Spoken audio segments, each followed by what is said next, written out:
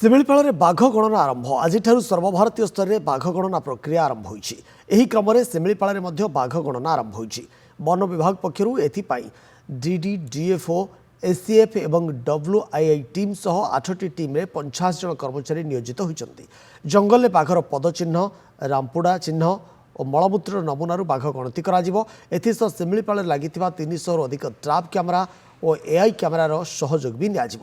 ଏହି ପ୍ରକ୍ରିୟା ବିଭିନ୍ନ ପର୍ଯ୍ୟାୟ ଦେଇ ବର୍ଷ ତମାମ ଚାଲିବ।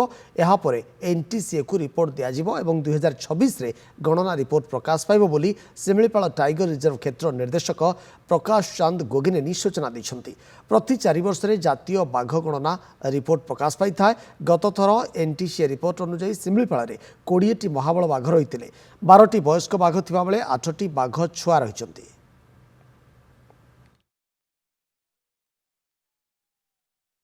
थोड़े ऑल इंडिया टाइगर एस्टिमेट हुआ 22 बेले होता हमारा रिजल्ट आसता 16 एडल्ट टाइगर्स अच्छी हुए एबे 26 पाए हमारा 25 रु प्रक्रिया आरंभ हुए हमारा सर्किल रे 7टी डिवीजन रे समस्त डीएफओ एसए मान को डाकी तांको प्रिलिमिनरी ट्रेनिंग देबो ये सब गोटे हमारा अक्टोबर रे आरंभ तापर कैमरा ट्रैपटा हमर डिसेंबर जनवरी फेब्रुआरी रे हम सारी दिबो तापरे हमें डेटा सबमिट कला परे 2026 बेले एनटीसीए माने एनालिसिस करके 27 को से माने रिजल्ट दे।